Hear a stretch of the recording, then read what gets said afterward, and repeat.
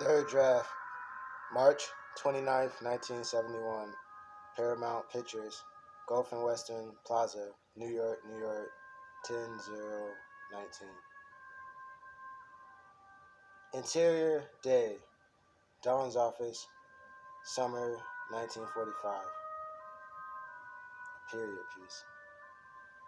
The Paramount logo is presented austerely over a black background. There is a moment's hesitation, and then the simple words in white lettering. Goodfellas. The Godfather. While this remains, we here, I believe in America. Suddenly, we are watching in close view. Amerigo Bonacetta, a man of 60, dressed in a black suit, on the verge of great emotion. Bonacetta, America has made my fortune. As he speaks, the view imperceptibly begins to loosen. Bonacetta, I raised my daughter in the American fashion. I gave her freedom, but taught her never to dishonor her family. She found a boyfriend, not an Italian. She went to the movies with him, stayed out late. 2 months ago, he took her for a drive with another boyfriend. They made her drink whiskey, and then they tried to take advantage of her. She resisted. She kept her honor, so they beat her like an animal. When I went to the hospital, her nose was broken. Her jaw was shattered and held together by wire, and she could not even weep because of the pain. He can barely speak. He is weeping now. Bonacetta, I went to the police like a good American. These 2 boys were arrested and brought to trial. The judge sentenced them to 3 years in prison and suspended the sentence. Suspended sentence. They went free that very day. I stood in the courtroom like a fool. And those bastards, they smiled at me. Then I said to my wife, for justice, we must go to the Godfather. By now, the view is full, and we see Don Corleone's office in his home. The blinds are closed, and so the room is dark, and with patterned shadows. We are watching Bonacetta over the shoulder of Don Corleone. Tom Hagen sits near a small table, examining some paperwork, and Sonny Corleone stands impatiently by the window nearest his father, sipping from a glass of wine.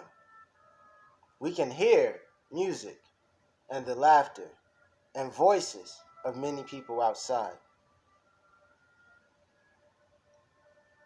Don Corleone. Bonacetta. We know each other for years, but this is the first time you come to me for help. I don't remember the last time you invited me to your house for coffee, even though our wives are friends. Bonacetta. What do you want of me? I'll give you anything you want, but do what I ask. Don Corleone. And what is that, Bonacetta? Bonacetta whispers into the Don's ear. Don Corleone. No, you ask for too much. Bonacetta. I ask for justice. Don Corleone. The court gave you justice. Bonacetta. An eye for an eye. Don Corleone. But your daughter is still alive. Bonacetta. Then make them suffer as she suffers. How much shall I pay you? Both Hagen and Sonny react. Don Corleone.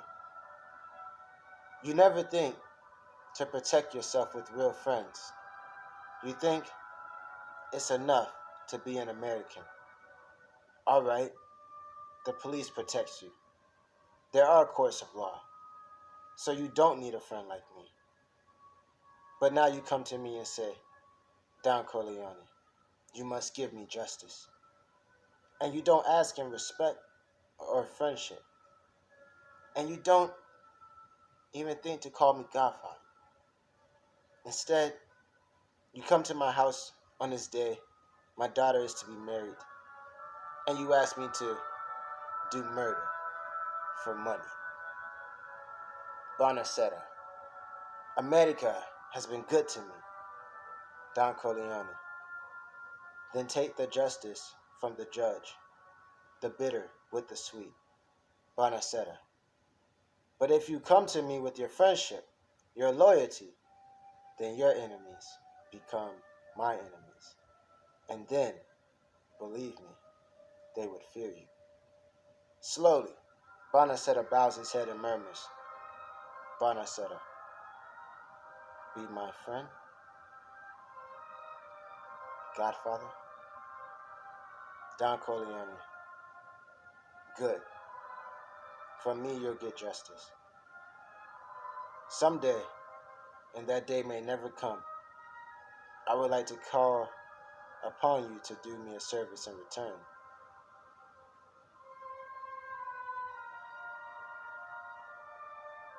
I am not about to read these stage directions. Don Corleone. Where's Michael? He'll be here, Pop. It's still early. Then the pitcher will wait for him. Sandra, watch the kids. They're running wild. You watch yourself. Polly! Wine! Wine!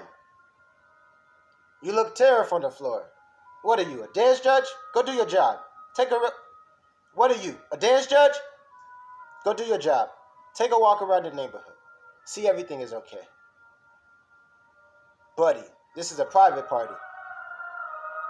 Goddamn FBI, don't respect anything. Goddamn FBI, don't respect nothing. A fine boy from Sicily, captured by the American army and sent to New Jersey as a prisoner of war. Nazarene, my friend, tell me what I can do. Now that the war is over, Enzo, this boy, is being repatriated to Italy. And you see, Godfather, he, my daughter, you want him to stay in this country. Godfather, you understand everything. Tom, what we need is an act of Congress to allow Enzo to become a citizen. An act of Congress? It will cost. Is that all? Godfather, thank you. Oh, wait till you see the cake I made for your beautiful daughter. Huh? Who do I give this job to? Not to one of our paisans. Give it to a Jew congressman in another district. Who else is on the list for today? Francesco Nippi. His nephew has been refused parole. A bad case. His father worked with you in the freight yards when you were young.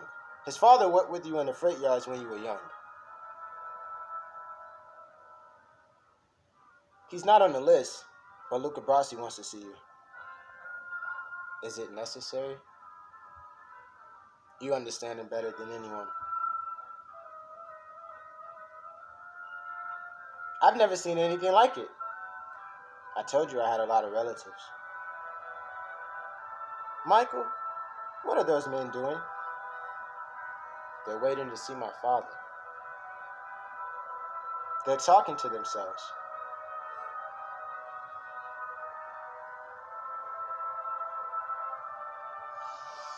Michael?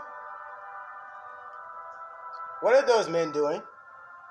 They're waiting to see my father. They're talking to themselves.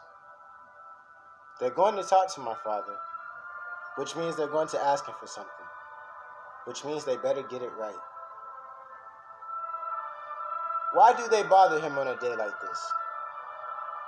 Because they know that no Sicilian will refuse a request on his daughter's wedding day.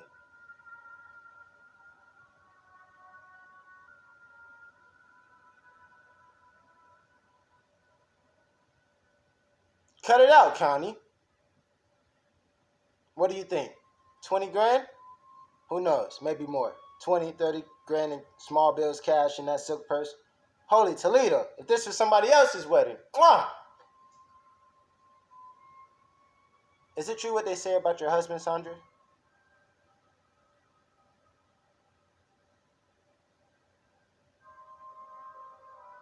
Michael? That scary guy. Is he a relative? No. His name is Luca Brasi. You wouldn't like him.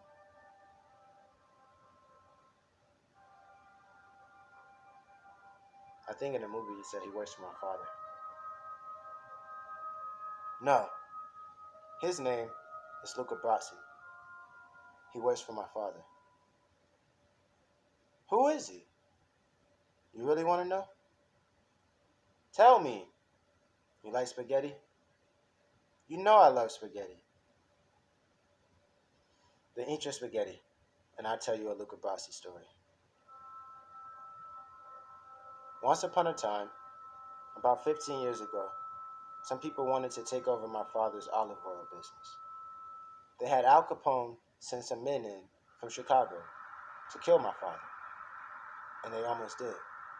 Al Capone, my father, sent Luca Brasi after them.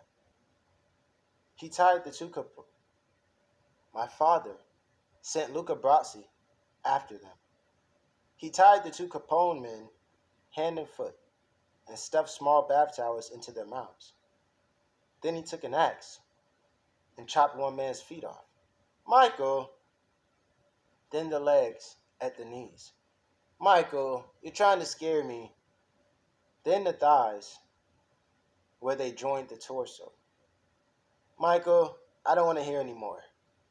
Then Luca turned to the other man. Michael, I love you.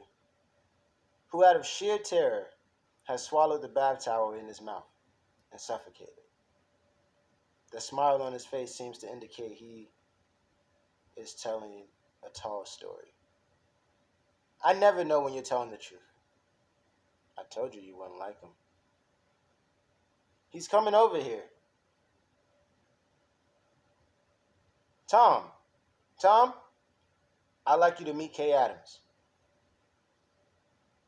How do you do? My brother, Tom Hagen. Hello, Kay. Your father's inside, doing some business. He's been asking for you. Thanks, Tom. If he's your brother, why does he have a different name? My brother Sonny found him living in the streets.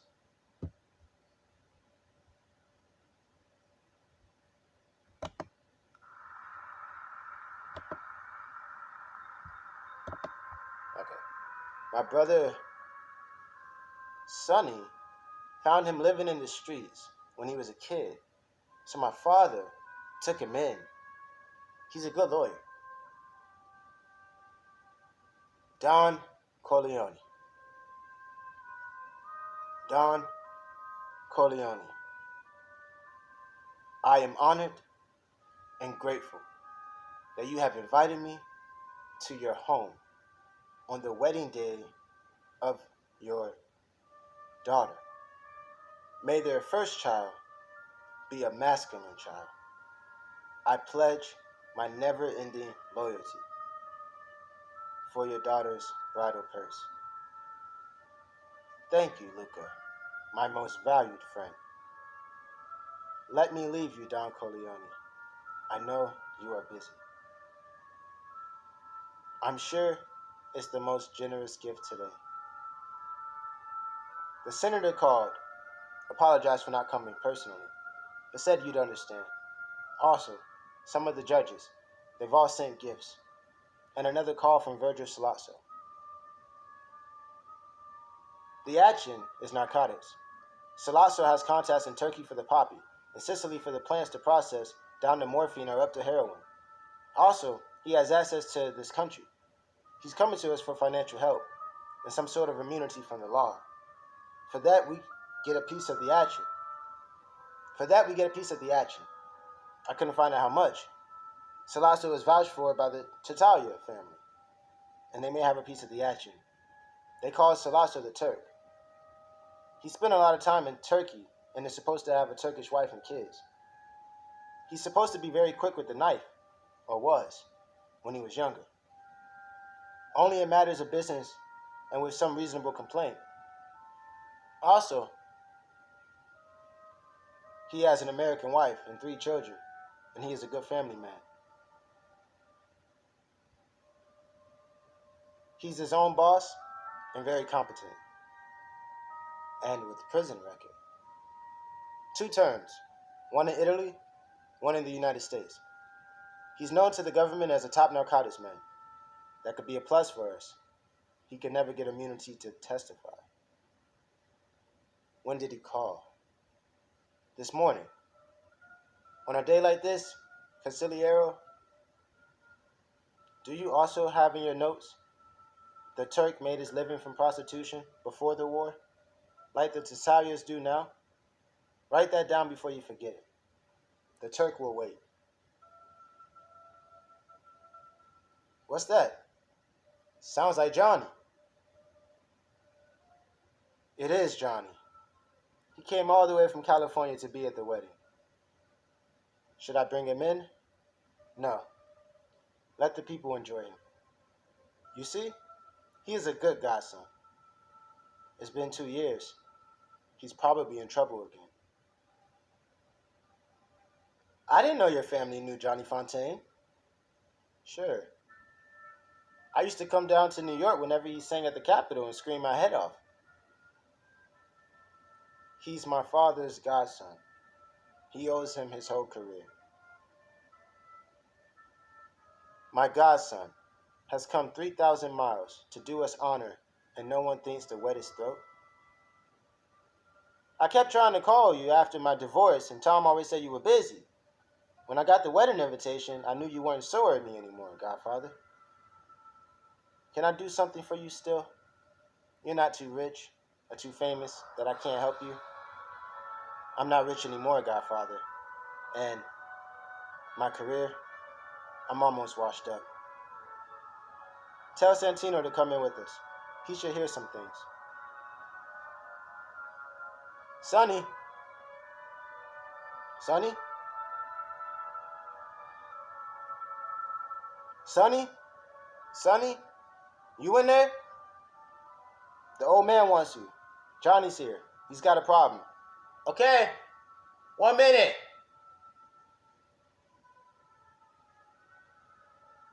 You can act like a man. By Christ in heaven. Is it possible you turned out no better than a Hollywood Finocchio? All right, Hollywood. Now tell me about this Hollywood peasant Avanta. You won't... All right, Hollywood. Now tell me about this Hollywood peasant Avanta who won't let you work. He owns the studio. Just a month ago, he bought the movie rights to this book, a bestseller.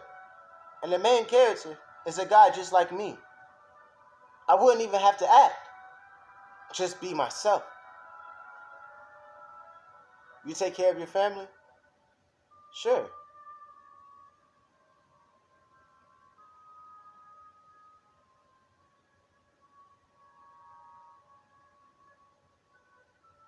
Good. Because a man who doesn't can never be a real man. That's not in the script. You look terrible. I want you to eat well, to rest, and spend time with your family. And then, at the end of the month, this bitch shot will give you the part you want. It's too late. All the contracts have been signed. They're almost ready to shoot. I'll make him an offer he can't refuse. Now go back to the party and leave it to me. When does my daughter leave with her bridegroom? They'll cut the cake in a few minutes. Leave right after that. Your new son-in-law. Do we give him something important? No. Give him a living. But never let him know the family's business. What else, Tom? I've called the hospital. They've notified Consigliere Genko's family to come and wait. He won't last out the night. Genko will wait for me. Santino, tell your brothers they will come with me to the hospital to see Genko. Tell Fredo to drive the big car and ask Johnny to come with us. And Michael? All my sons. Tom, I want you to go to California tonight. Make the arrangements, but don't leave until I come back from the hospital and speak to you. Understood? Understood. Will your girlfriend get back to the city all right? Tom said he'd take care of it. What was this for? For bravery. And this? For killing a man. What miracles you do for strangers. I fought for my country. It was my choice. And now, what do you choose to do? I'm going to finish school. Good. When you are finished, come and talk to me. I have hopes for you.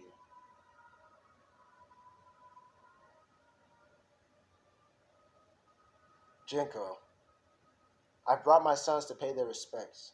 And look, even Johnny Fontaine, all the way from Hollywood. Godfather, it's your daughter's wedding day. You cannot refuse me. Cure me. You have the power. I have no such power. But Genko, don't fear death. It's been arranged, then? You blaspheme. Resign yourself. You need your old consigliere. Who will replace me? Stay with me, Godfather. Help me meet death. If he sees you, he will be frightened and leave me in peace. You can say a word, pull a few strings, eh? We'll outwit that bastard as we outwitted all those others.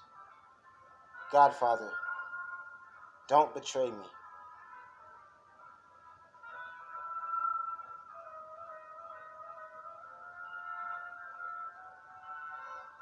Luca, I'm worried about this man Salazzo. Find out what you can through the Tatalias. Let them believe you could be tempted away from the Corleone family if the right offer was made. Learn what he has under his fingernails. It's me, Sonny.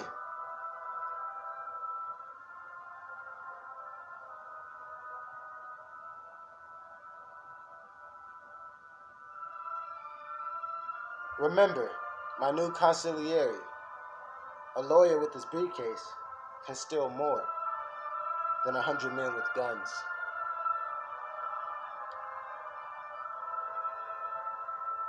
You should have told me your boss was Corleone, Tom. I had to check you out. I thought you were just some third-rate hustler Johnny was running in to bluff me. Florence, 13th century. Decorated the garden of a king. I'm going to show you something beautiful. You like horses? I like horses. I love them. Beautiful. Expensive. Race horses. Cartoon. You are looking at $600,000 on 4 hoofs. I bet even Russian Tsars never paid that kind of dough for a single horse. But I'm not going to race him, no. I'm going to put him out the stud.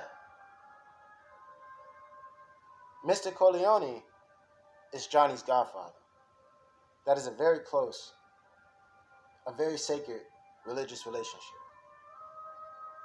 Okay, but just tell him this is one favor I can't give. But he should try me again on anything else. He never asks a second favor when he has been refused the first. Understood? Capiche? You smooth son of a bitch, let me lay it out on the line for you. You smooth son of a bitch, let me lay it on the line for you. You and your boss, Johnny Fontaine, never gets that movie. I don't care how many Dago, Guinea, Wop, Greaseball, Goombas come out of the woodwork. I'm German-Irish. Okay, my Kraut Mick friend. Johnny will never get that part because I hate the pinko punk and I'm going to ruin him out of the movies. Okay, my Kraut Mick friend. Johnny will never get that part because I hate that pinko punk and I'm going to run him out of the movies. And I'll tell you why. He ruined one of Walt's brother's most valuable proteges. For 5 years, I had this girl under training. Singing lessons, acting lessons, dancing lessons.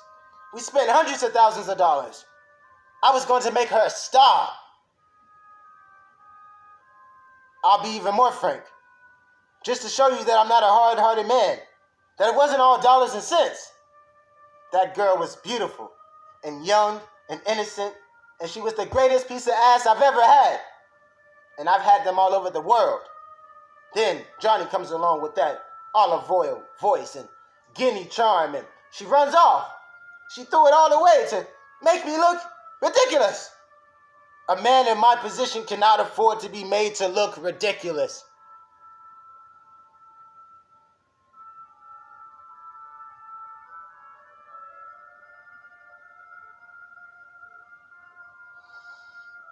You're looking at $600,000 on 4 hoofs. I bet even Russian Tsars never paid that kind of dough for a single horse. But I'm not going to race him, no. I'm going to put him out the stud. Mr. Corleone is Johnny's godfather. That is a very close, a very sacred, religious relationship. Okay, but just tell him this is one favor I can't give. But he should try me again for anything else. He never asks a second favor when he has been refused the first. Capiche? You smooth son of a bitch, let me lay it on the line for you and your boss. Johnny Fontaine never gets that movie. I don't care how many Dago, Guinea, Wop, Greaseball, Goombas come out of the woodwork. I'm German-Irish. Okay, my Mick.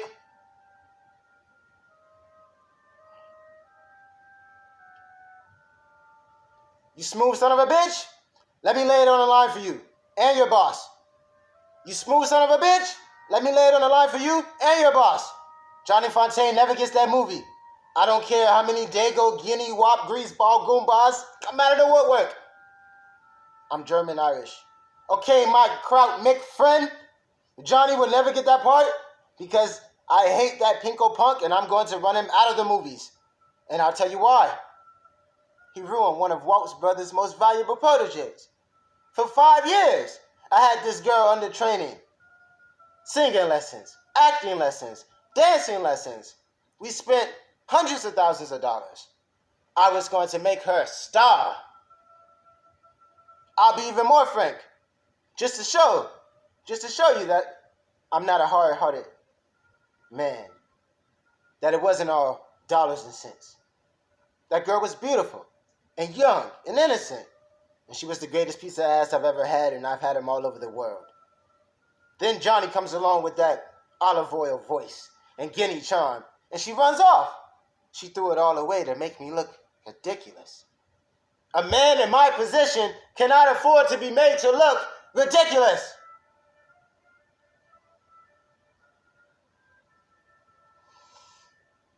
My business is heroin.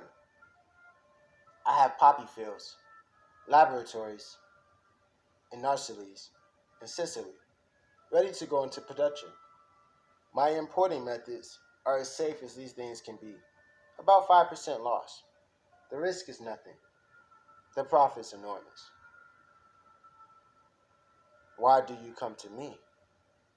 Why do I deserve your generosity? I need $2 million in cash. More important, I need a friend who has people in high places. A friend who can guarantee that if one of my employees be arrested, they would only get light sentences. Be my friend. What percentage is for my family? 30%. In the first year, your share would be $4 million. Then it would go up. And what is the percentage of the Tatalia family? My compliments. I'll take care of them for my share. So, I receive 30% just for finance and legal protection. No worries about operations. Is that what you tell me? If you think $2 million in cash is just finance, I congratulate you, Don Corleone.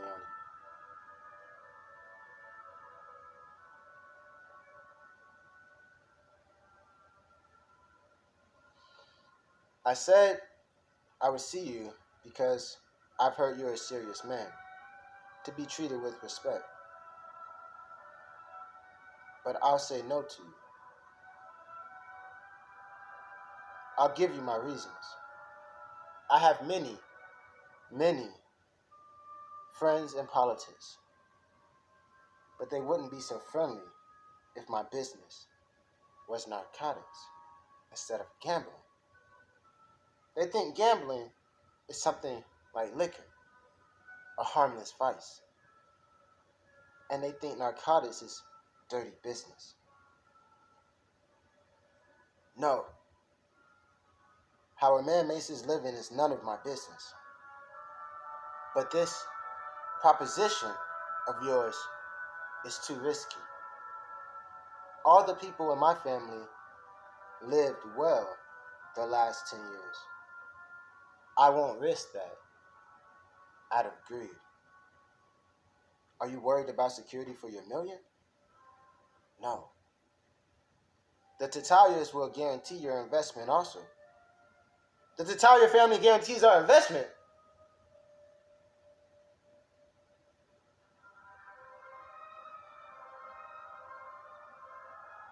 Young people are greedy, and they have no manners. They speak when they should listen. But I have a sentimental weakness for my children, and I've spoiled them, as you see. But Senor Solazzo, my no is final.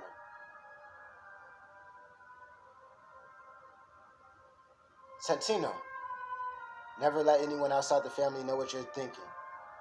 I think your brain is going soft from all that comedy you play with that young girl. What is this nonsense? It's from Johnny. It was announced this morning. He's going to play the lead in the new Waltz Brothers film.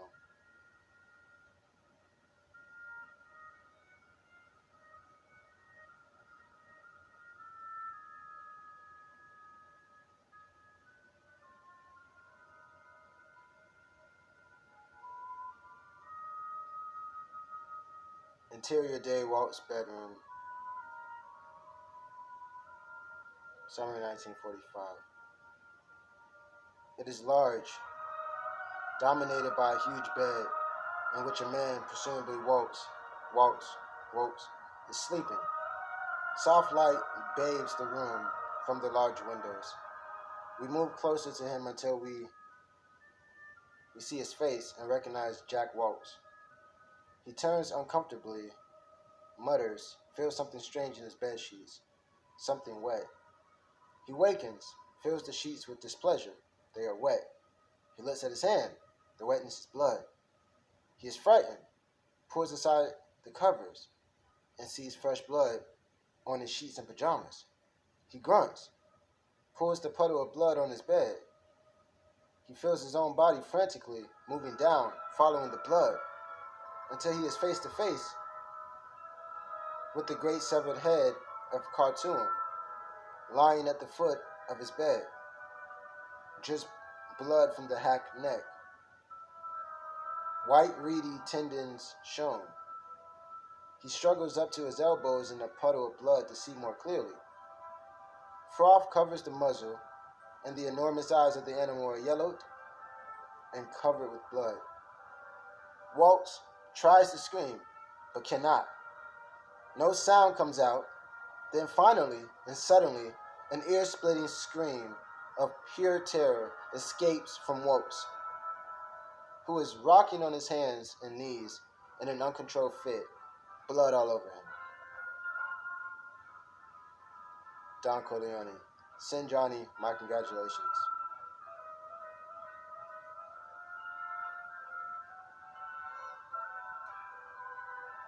This is an omitted scene of them shopping on Christmas.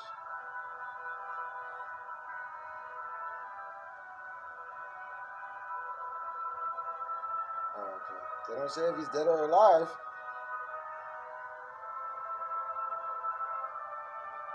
Wait a minute.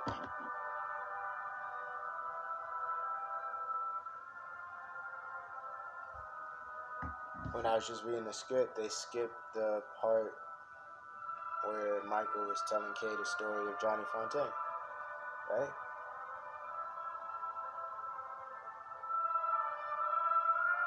Oh, the band leader. Yeah, they skipped that one out. Luca Brasi put a gun to his head, and my father assured him that either his signature or his brains will be in the contract. That's a true story.